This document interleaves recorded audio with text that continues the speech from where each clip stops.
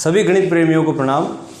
आज हम अध्ययन करने वाले हैं कक्षा 10 की गणित का पहला अध्याय, जिसका नाम है वास्तविक संख्याएं।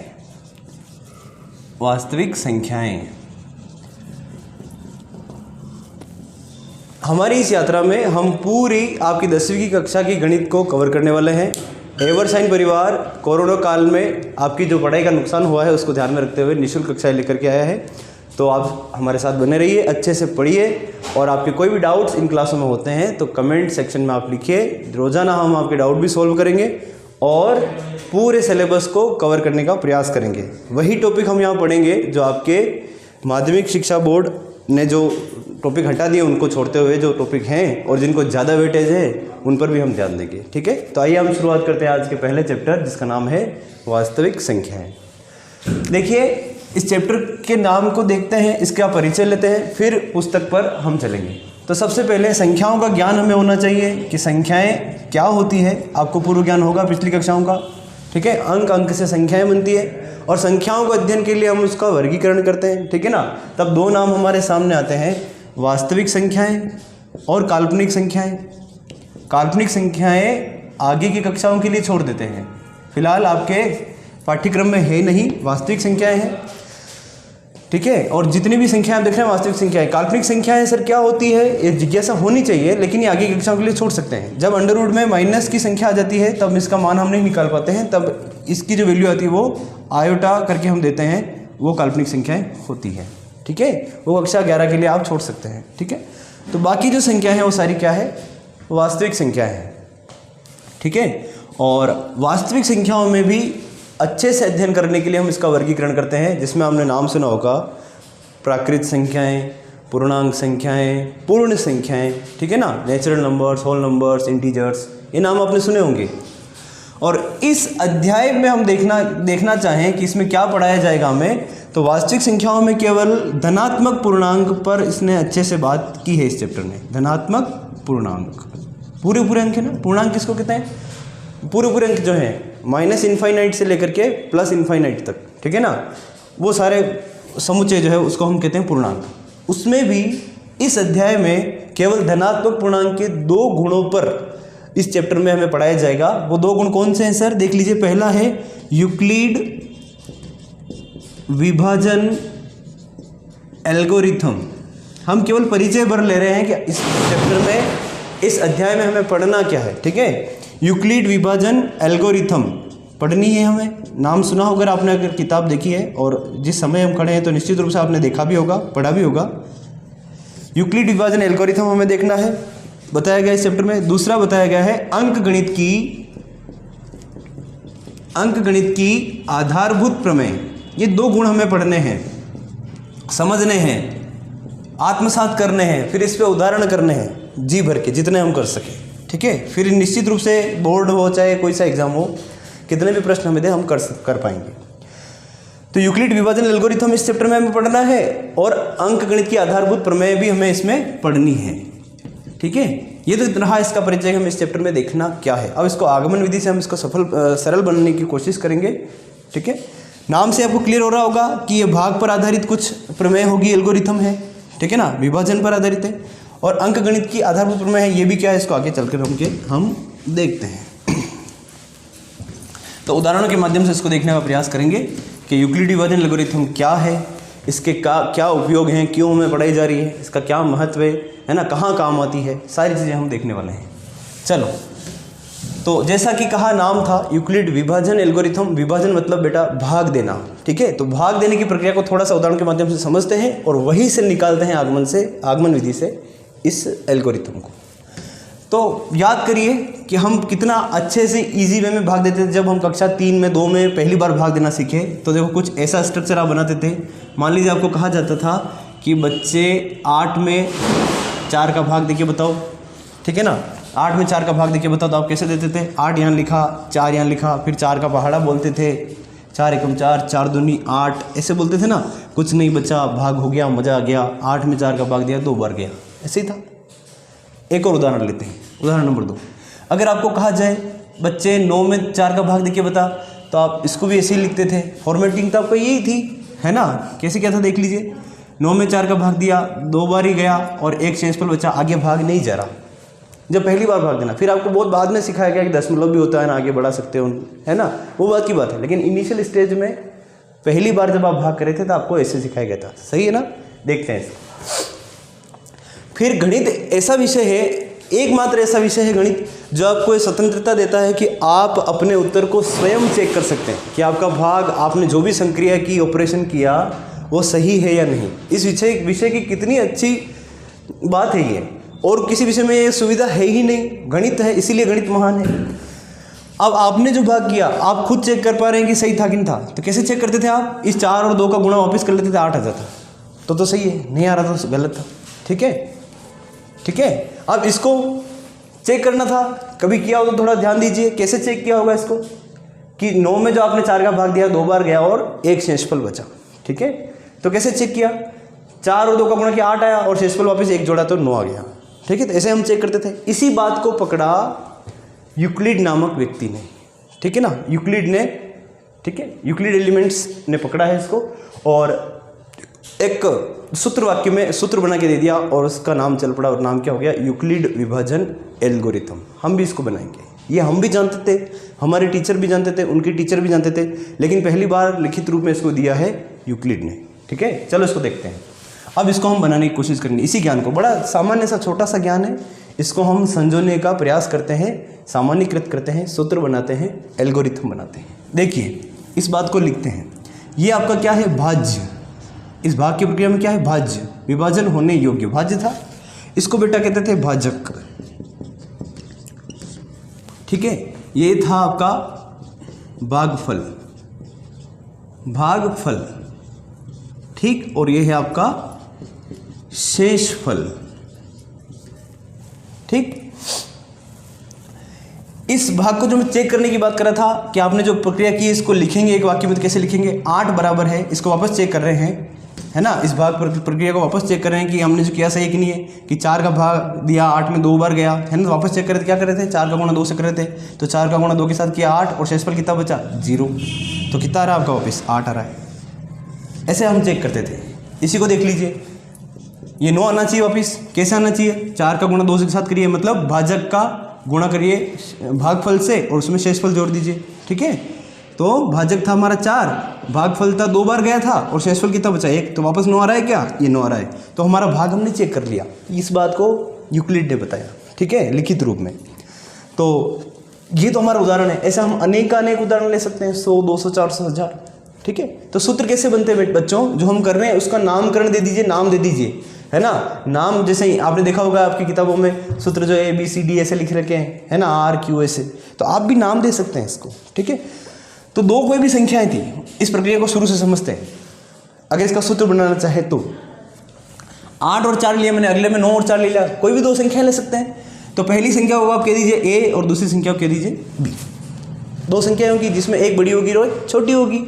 ठीक है, जब इन 2 संख्याओं के साथ आप भाग संक्रिया करते हैं तो एक तो A है बड़ी और छोटी का भाग देंगे आप इसमें। ठीक है, तो आपका ये वाला नाम क्या है? भागफल। इसको कोसनट कहते हैं, Q दे दिया इसको, ठीक है ना, और रिमेन जो होता है शेषफल, इसको R कह दिया। पर इसी को हम लिखते हैं, जब चेक करते हैं तो क्या लिखते हैं? ये भाज्य, वापिस 8 क्या भाज्य है ना, तो हिंदी में बता रहा हूँ एक बार तो मैं, भाज्य कैसे आता है? भाजक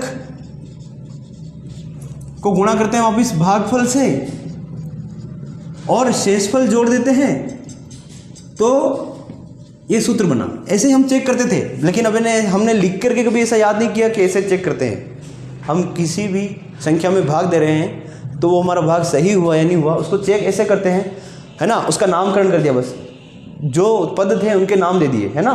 भाज्य वापस कैसे आएगा? यदि सर हम भाजक का गुणा भागफल से करके उसमें शेषफल जोड़ देंगे तो वापस हमारा क्या आ जाएगा? भाज्य आ जाएगा। ठीक है, अब इन नामों को लिख दीजिए, आपकी यूक्लिड विभाजन प्रमेय क्या सामने आ जाएगी। देखिए क्या नाम है? भाज्य जो है A बड़ी संख्या होगी, है ना, और भाजक क्या है आपका? B। तो कोई भी 2 संख्या इस प्रकार है धनात्मक पूर्णांक A और B कि A ग्रेटर देन B है, A बड़ा है B से, तो A को वापस कैसे लिख सकते हैं आप? A कैसे आएगा आपका? B भाजक इंटू भागफल। भागफल को क्या लिख रहे हैं? नाम दे रहे हैं हम, नाम दे रहे हैं Q। ठीक है, और उसमें क्या जोड़ोगे? शेषफल। शेषफल को क्या नाम दे रहे हैं? R। बस ये इतना सा कहा है। यही आपकी यूक्लिड विभाजन एल्गोरिथम है। इसको आप हेडिंग दे सकते हैं, नाम दे सकते हैं, यूक्लिड विभाजन एल्गोरिथम। ठीक है, क्या नाम है इसका? यूक्लिड विभाजन एल्गोरिथम। ठीक है, चलो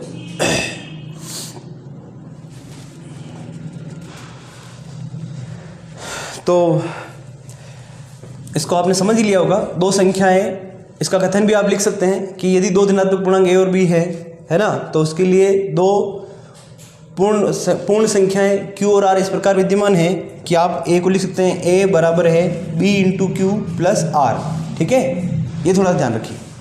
अब यहाँ पर मैं आपको अच्छी चीज़ और बता रहा हूँ इस यूक्लिड विभाजन प्रमेय का की बारीकी को समझने के लिए कि ये आपका भाजक है, ये भाज्य है, भागफल है और शेषफल है। ठीक है ना, भाजक यहीं से समझ में आएगा क्योंकि यहाँ शेषफल बचा है। आगे जो मैं बताना चाह रहा हूँ, ये भागफल और ये शेषफल। देखिए इसको, ये शेषफल जो है ना भागफल से छोटा है। शेषफल जो q है, शेषफल का नाम q है। ठीक है, नामकरण कर रहे हैं। भागफल क्या है? सॉरी, शेषफल का r है और भागफल है q। थोड़ा सा दिमाग लगाना है। शेषफल हमेशा भाजक से छोटा होता है। शेषफल हमेशा भाजक से छोटा होता है कि नहीं होता है?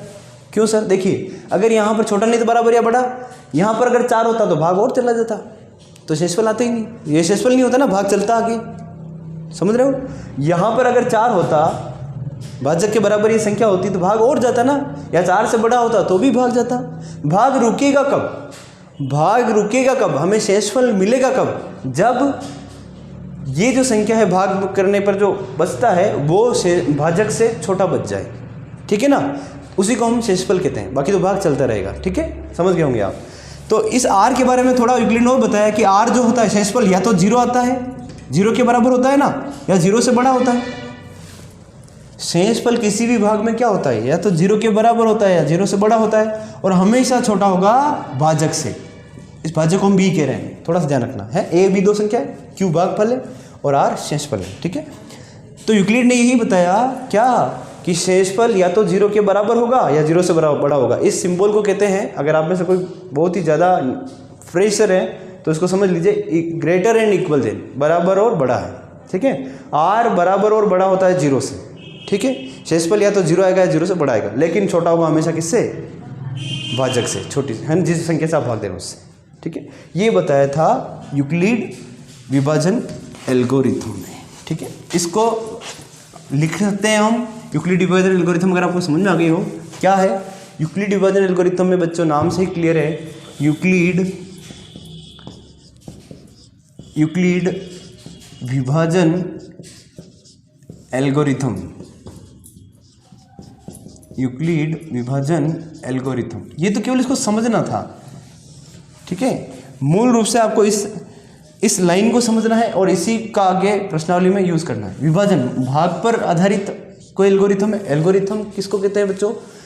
एल्गोरिथम कोई चरणबद्ध जो परिभाषित श्रृंखला होती है उसको हम कहते हैं एल्गोरिथम। ये देख लीजिए, विभाजन मतलब भाग प्रक्रिया पर। भाग प्रक्रिया को समझना है कि भाजक क्या है, भागफल क्या है, शेषफल क्या है। ठीक है, दो संख्याओं में होगी तो ही भाग हो सकता है, a और b। भाग कब हो सकता है? दो संख्या होगी तो, पहली संख्या a, दूसरी संख्या b।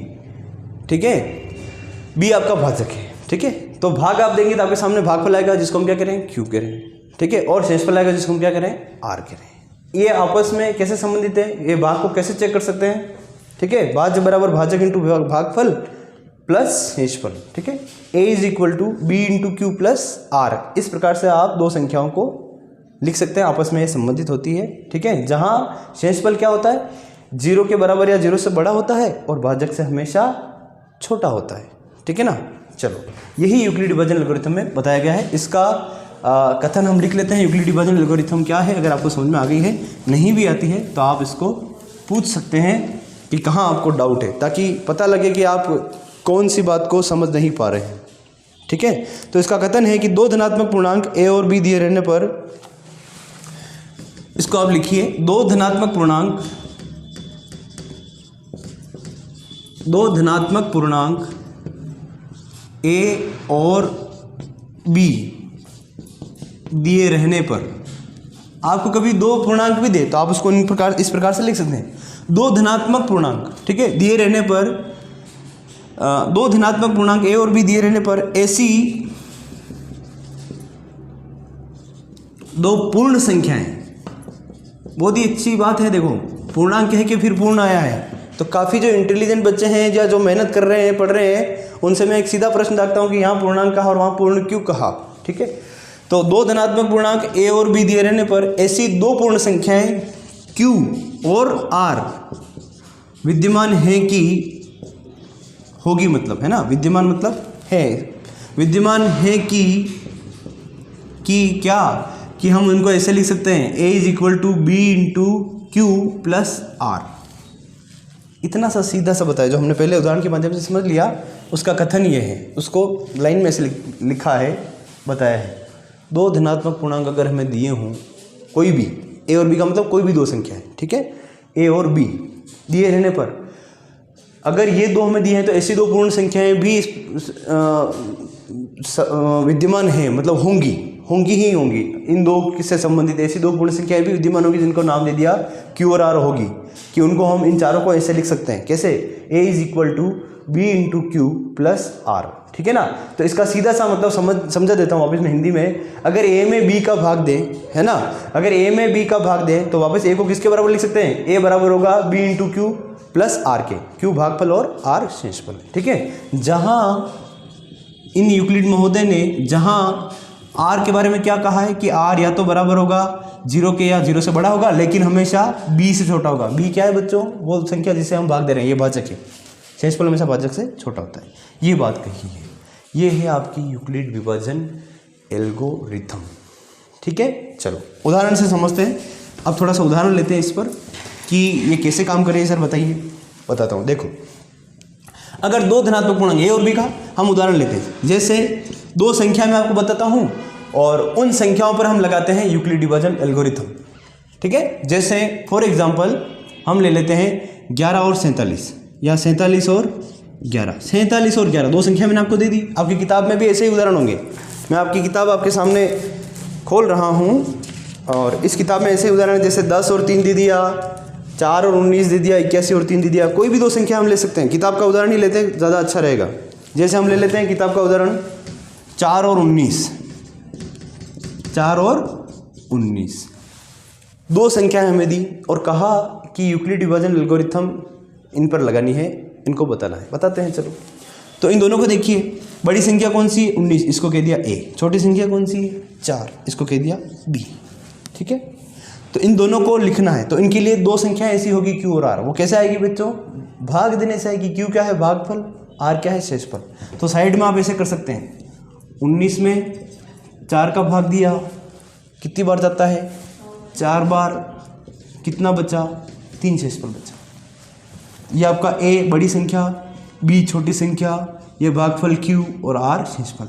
तब इस 19 को आप कैसे लिख सकते हैं, तब आप इस 19 को कैसे लिख सकते हैं, यूक्लिड विभाजन के अनुसार 19 बराबर है 4 इंटू इस पर आप ध्यान दीजिए, ठीक है। 4 भाग कितनी बार गया था आपका, 4 चौके 16, ठीक है। ये आपका ए है, ये आपका बी है, ये आपका क्यू है, और शेषफल कितना बचा 3, ये आपका आर है, ठीक है। बस इन दो को ऐसे लिख सकते हैं। एक और उदाहरण आपको दिया है 81 और 3, इनको लिखिए यूक्लिड के अनुसार। तो 81 बराबर है, 81 में 3 का भाग दिया, कितनी बार गया बताइए, कितनी बार जा सकता है,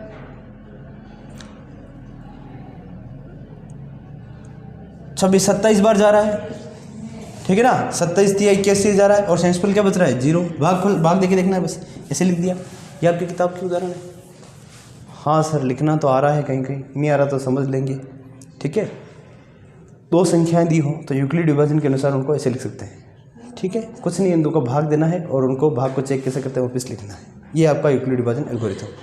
अब प्रश्न आता है कि यूक्लिड ने भाग देते हैं, भाग को चेक कैसे करते हैं, उनका सूत्र बता दिया, हाँ, लेकिन ये काम कहाँ आता है जीवन में, कट्टे काम आएगा यो।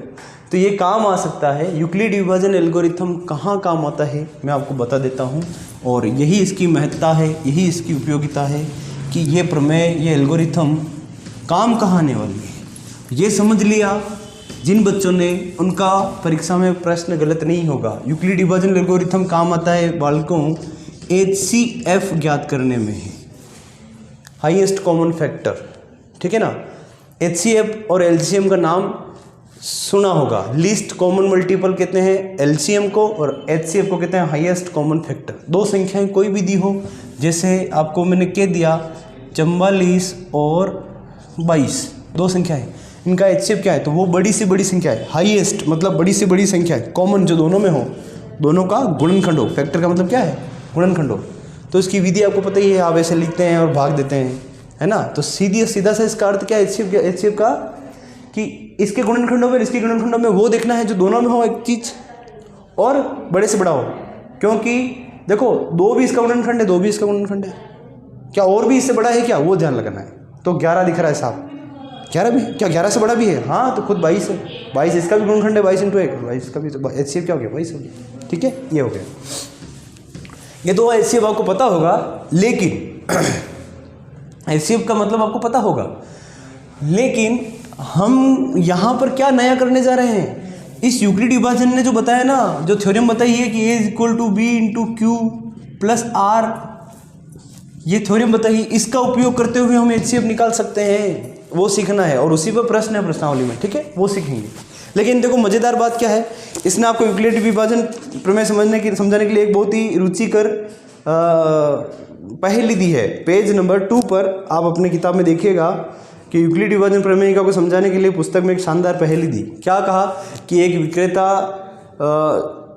अंडे बेच रहा था और उसकी किसी से लड़ाई हो जाती है, और लड़ाई ऐसी हुई, इसको आप देखिए पेज नंबर 2 पर, लड़ाई ऐसी होती है कि बेचारे के अंडे फूट जाते हैं सारे, ठीक है। और आपसे पास के लोगों ने बीच बचाव किया, दोनों को समझाया, शांत किया, पानी पिलाया, तो बाद में फैसला ये हुआ कि अंडे को पैसा देना पड़ेगा, बेचारे के अंडे क्यों फोड़े, लड़ाई अलग चीज़ है।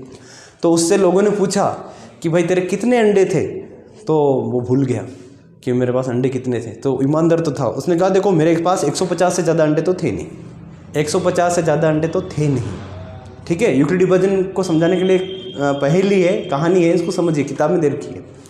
तो उस व्यापारी ने क्या कहा कि मेरे पास 150 से ज़्यादा अंडे तो नहीं थे, ईमानदार आदमी था, ठीक है, पर मेरे को ये भी नहीं पता एग्जैक्ट कितने थे, पर ये जरूर पता है कि मैं अगर उनको 2-2 गिन रहा था तो 1 बच रहा था, मतलब 2 का भाग पूर्व बार नहीं जा रहा, 2-2 गिन रहा था तो 1 बच रहा था, 3-3 गिन रहा था तो 2 बच रहे थे, 4-4 गिन रहा था तो 3 बच रहे थे, 5-5 गिन रहा था तो 4 बच रहे थे, 6-6 गिन रहा था तो 5 बच रहे थे, लेकिन मैं 7-7 गिन रहा था तो 1 भी नहीं बच रहा था।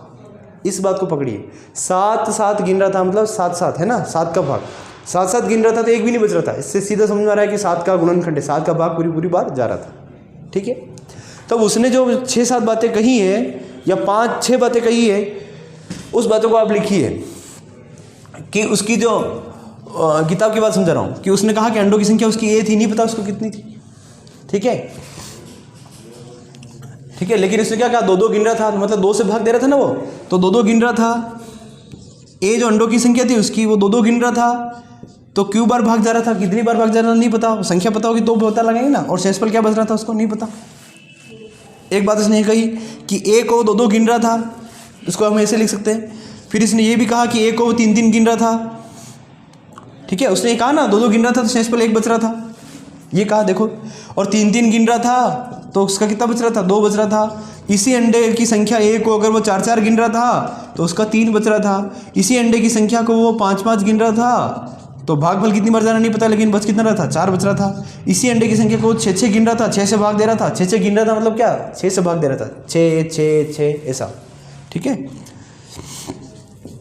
तो कितना बच रहा था, 5 बच रहा था। और वो अगर 7-7 गिन रहा था तो कुछ नहीं बच रहा था, 7 का भाग पूरी बार जा रहा था।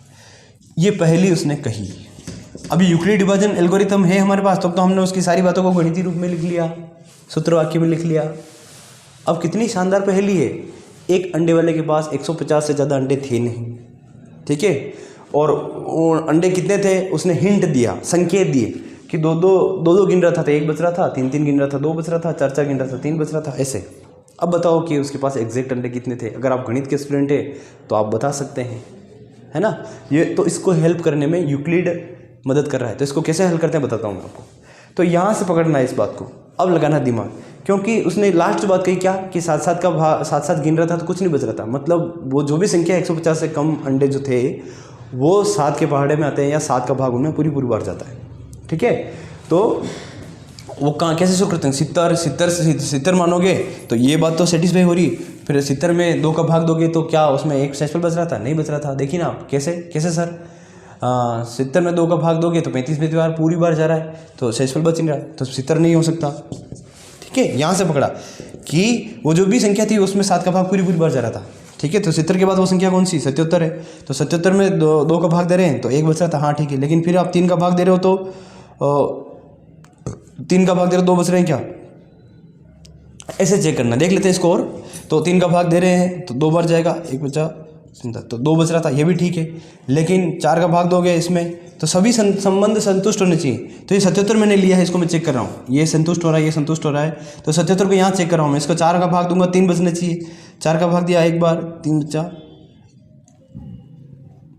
32 36, 1 ही बच रहा है। तो ये इस संबंध को संतुष्ट नहीं कर रहा। मैं इसको मैं 4 का भाग दे रहा हूँ तो 19 चौके 76, 1 बच रहा है, तो 77 वो संख्या नहीं है। तो इस प्रकार आप चेक करेंगे तो किताब में देखा है, और हम भी 77 के बाद 84 चेक करेंगे, 84 के बाद 91 चेक करेंगे, 98 चेक करेंगे, है ना, 98 चेक करेंगे। ठीक है, तो अंततः तो हमें मिलेगा कि 119 वो नंबर है, 119 वो संख्या है जो इन सभी संबंधों को संतुष्ट करती है। 119 को आप चेक करिए, इससे 7 गिनो तो कुछ नहीं बचता।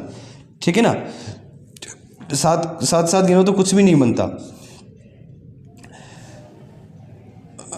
17, ठीक है ना, 17 बार भाग जाएगा 7 गिनोगे तो कुछ नहीं बचेगा। ठीक है, हाँ, और इसको 2 का भाग दोगे तो 1 बचेगा। देखिए 2 का भाग दोगे तो 118 59 बार जाएगा, 118 1 बचा। ठीक है, 3 का भाग दोगे तो 2 बचेगा, 4 का भाग दोगे तो 3 बचेगा। तो इस पहेली का हल हम कैसे निकाल पा रहे हैं, ये सभी संबंधों को संतुष्ट करके आप करके देख लीजिए। ठीक है, छोटी सी एक्सरसाइज है, आप अपने स्तर पर इसको कर सकते हैं। ठीक है, तो इस कठिन लगने वाली पहेली को कैसे सोल्व किया गया, यूक्लिड विभाजन एल्गोरिथम के माध्यम से। ये एल्गोरिथम है ना, सुपरिभाषित चरणों की श्रृंखला को हम एल्गोरिथम कहते हैं। ठीक है ना, चलो ठीक है। ये एल्गोरिथम शब्द कितना प्यारा है। तो किताब में इसकी नामकरण के पीछे भी कहानी बताएगी कि ये नामकरण आया कहाँ से। तो एक फारसी गणितज्ञ था, फारसी मतलब ईरान से, आप समझ सकते हैं। फारसी गणितज्ञ था, गणित को जानने वाला व्यक्ति, गणितज्ञ, जिसका नाम था अल ख्वारिज़मी। ठीक है ना, उसके नाम से अल ख्वारिज़मी से एल्गोरिथम बना, ऐसा कहा गया है इसने। ठीक है, चलो तो समझ में आ गया होगा एल्गोरिथम कितनी ये इम्पोर्टेंट है, कैसे बड़ी बड़ी पहेलियाँ सोल्व करने में हमारा सहयोग कर सकती है। तो उसके अंडों की संख्या कितनी थी, 119 थी। फिर 119 अंडों के पैसे दिलवाए उस लड़ने वाले से, उस अंडे के व्यापारी को। ठीक है, चलो इस यूक्लिड विभाजन एल्गोरिथम का यूज़ कहाँ है, HCF ज्ञात करने में। इसको हम सीख लेते हैं आज। फिर अगली कक्षा में हम प्रश्नमाला के प्रश्नों को हम करेंगे कि HCF निकालने वाले प्रश्न कैसे हैं और दूसरे सिद्ध करने वाले प्रश्न कैसे हैं, वो वगैरह। ठीक है, चलो तो यूक्लिड विभाजन एल्गोरिथम का यूज़ कहाँ है। पहला यूज़ क्या है इसका, HCF ज्ञात करना। HCF ज्ञात करना, कोई भी 2 संख्याएं दी हो तो उसका HCF कैसे ज्ञात करते हैं, उस विधि को आप सीख लीजिए, फिर उससे हम प्रश्न करेंगे। एक उदाहरण ले लेते हैं कि पुस्तक से, उसको हम सोल्व करेंगे। तो एक उदाहरण आपका दिया है पेज नंबर 5 पर। वो उदाहरण क्या है, 455 और 42। अगर 2 संख्याएं दी हैं, देखो एल्गोरिथम क्या कहती है कि 2 संख्याएं अगर है धनात्मक पूर्णांक A और B, तो उनके लिए 2 पूर्ण संख्या Q और R इस प्रकार विद्यमान है कि A is equal to B into Q plus R, where R is equal and greater than 0 and less than B। ठीक है, चलो ये तो इंग्लिश में है, लेकिन हिंदी में बताएं तो R 0 के बराबर है, उससे बड़ा होगा और भाजक से हमेशा छोटा होगा। ठीक है, तो 2 संख्याएं में दी हैं A और B। ठीक है, इनको हम यूक्लिड विभाजन प्रमेय के अनुसार लिख सकते हैं, हाँ लिख सकते हैं, लेकिन हमें यहाँ पे क्या कहा गया है, इनका HCF ज्ञात करो। इन दोनों संख्याओं का हमें HCF ज्ञात करना है। कर लेंगे ना, चलो कैसे करते हैं इस यूक्लिड के अनुसार। देखिए 455 और 42 को लिखना है यूक्लिड के अनुसार, लिखे। चलो तो 455 में 42 का भाग दे रहे हैं, कितनी बार जाएगा, वो आपको करके देखना है। वो आपको जा रहा है 10 बार जा रहा है, ठीक है ना। सर कैसे पता लगा? बस पहाड़े आते हो, पहाड़े इतना ज़रूरी नहीं कि आपको इतना पहाड़ा आता हो। सामान्य समझ 10 का गुणा करके 420 हो जाएगा, ठीक है ना। 420 करोगे तो कितना बच रहा है? 35 बच रहा है। तो ये आपका ए है, सीधा सा समझिए इसको। ये आपका बी है जिससे आपने भाग दिया, ये आपका क्यू भागफल है, और ये आपका क्या आर शेषफल है, ठीक है ना। 455 में 42 का भाग दिया, 10 बार गया, और शेषफल कितना बचा? 35 लिखा। ये भी रुका नहीं, आपको एचसीएफ मिला नहीं। एचसीएफ कैसे मिलेगा? जब तक कि भाग पूरी बार नहीं चला जाए। अभी भाग पूरी बार नहीं गया तो इस प्रमेयिका को और आगे बढ़ाना है। सर आगे किसके लिए बढ़ाएं? 2 संख्याएं थी, हमने लिख तो दी। जब शेषफल 0 नहीं आए तब इस प्रक्रिया को आगे बढ़ाना है। और किन के साथ बढ़ाना है? तब आपके लिए ये बी और आर के साथ आपको आगे बढ़ाना है। किसके साथ बढ़ाना है? इस स्टेप को आगे बढ़ाना है बी और आर के साथ। तो इस विभाजन प्रमेयिका को आपको 42 और 35 के लिए लिखना है, ठीक है ना। तो आपके लिए नई 2 संख्याएं कौन सी हो जाएगी? 42 और 35। तो 42 और 35 को हम लिख रहे हैं यूक्लिड के अनुसार। तो 42 में 35 का भाग दिया, कितनी बार जाएगा? 1 बार, और शेषफल कितना बचा? 7। क्या अभी भी हमें आर 0 मिला? क्या भाग रुका? क्या नहीं रुका। तब इस प्रोसेस को और आगे बढ़ाना है। बढ़ाएं, किसके साथ बढ़ाएंगे सर? ये ए, ये बी, ये क्यू और ये आर, ठीक है। किसके साथ बढ़ाएंगे आगे? बी और आर के साथ आगे बढ़ाएंगे। इन 2 संख्याओं के लिए इस प्रमेय को वापस लिखेंगे। 35 और 7 के लिए इस प्रमेय को लिखेंगे तो 35 में 7 का भाग जाता है 5 बार, और शेषफल कितना बचा? 0 बार। अब रुक जाना है, अब रुक जाना है। 2 संख्याएं दी हो जिनका एचसीएफ ज्ञात करना हो तो कैसे करेंगे? कैसे करेंगे? उनको यूक्लिड विभाजन प्रमेय के अनुसार लिखेंगे, ठीक है। कब तक लिखेंगे? जब तक कि आर 0 नहीं आ जाए, ठीक है। तो पहली बार 455 और 42 को लिखा तो हमारे पास शेषफल क्या बचा? 35। तो आगे और चलाना है। आगे और किन 2 संख्याओं के साथ चलाएंगे? पहले तो ये 2 संख्याएं ली तो इनके लिए चला दिया। अब इसको आगे किसके लिए चलाएंगे? भाजक और शेषफल के साथ। भाजक और शेषफल के साथ आगे चलाएंगे। तो 42 और 35 के लिए इसको आगे चलाया, तो फिर हमारे पास शेषफल आ गया 7। तो इसको और आगे चलाएंगे किन 2 संख्याओं के लिए? भाजक और शेषफल के लिए, ठीक है। तो 35 और 7 के लिए इसको लिखा तो हमारा शेषफल क्या आ गया? 0 आ गया। जब शेषफल 0 आ जाए तब हमें रुक जाना है और आपको देखना है कि अंतिम भाजक भी क्या है। अंतिम भाजक क्या है? वही आपका क्या होगा? वही आपका एचसीएफ होगा। तो 455 और 42 का एचसीएफ क्या है? 7। 7 इज योर आंसर, ठीक है। 455 और 42 का एचसीएफ क्या है? 7, ठीक है। इसको ऐसे लिखने का तरीका समझ लीजिए। एचसीएफ ऑफ 455 एंड 42, यूँ कह सकते हैं 455 एंड 42। 455 और 42 का एचसीएफ क्या है? 7 है, ठीक है। और इंटरेस्टिंग बात बताऊँ मैं आपको, 455 और 42 का एचसीएफ 455 42 का एचसीएफ 7 है, लेकिन 42 और 35 का एचसीएफ भी क्या है? 7 है। ये ध्यान रखना है, ठीक है। ये तो हमने प्रयास किया, एक उदाहरण था। आगे और हम इसको आगे बढ़ाएंगे और उदाहरण करेंगे जब तक कि आपको क्लियर नहीं हो जाता। तो आज की कक्षाओं में थोड़ी गति रही हो या कोई चीज़ आपको समझ में नहीं आई हो, उसको कमेंट बॉक्स में लिख सकते हैं आप। और प्रयास ये करेंगे कि पूरा सिलेबस को और शांति से धीरे से आपको कराया जाए। आपके डाउट्स आप कमेंट बॉक्स में लिखिए, तो जितने भी आपके डाउट्स होंगे हम उसको क्लियर करने की कोशिश करेंगे। हमारा ध्येय ये है कि कोरोना काल में आपके पास क्लासें नहीं हैं तो आपको सरल भाषा में आप तक क्लासें कंटेंट पहुंच सके सतत रूप से। और जो ज़्यादा जैसे जैसे परीक्षाओं के पास अगर हमारा सिलेबस नहीं होता तो हम जो बड़े चैप्टर हैं जैसे सांख्यिकी है, त्रिकोणमिति है, जो आपके सिलेबस में भी हैं और बड़ा ज़्यादा नंबर के वो हैं, तो उनको अच्छे से करने की कोशिश करेंगे। हिंदी में मैं पढ़ा रहा हूँ तो हिंदी आपको समझ में आती ही होगी, है ना। अगर आप इसको मेवाड़ी में चाहते हैं तो भी आप कमेंट कर सकते हैं, मेवाड़ी में भी आपको दे सकते हैं, कोई दिक्कत वाली बात नहीं है, ठीक है। आप बहुत ज़्यादा जटिल समस्या नहीं समझ रही तो आप उसमें फ़ोन भी कर सकते हैं, फ़ोन पे बात करके भी आपका डाउट क्लियर कर सकते हैं, ठीक है। पढ़ते रहिए, मुस्कुराते रहिए। धन्यवाद।